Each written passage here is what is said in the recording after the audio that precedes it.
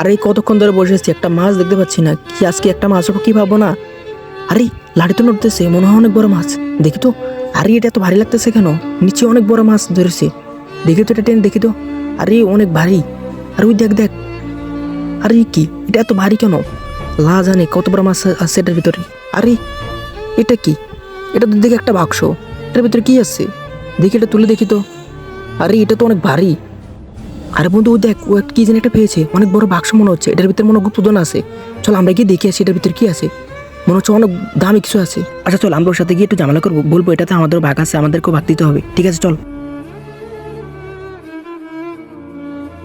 আরে ভাই, এটা তুমি কোথায় পেয়েছো? এটা তো আমাদের হারিয়ে গেছে। এটা তুমি কোথায় পেলে? আরে না, এটা তোমাদের কীভাবে হবে? এটা তো আমি পেয়েছি।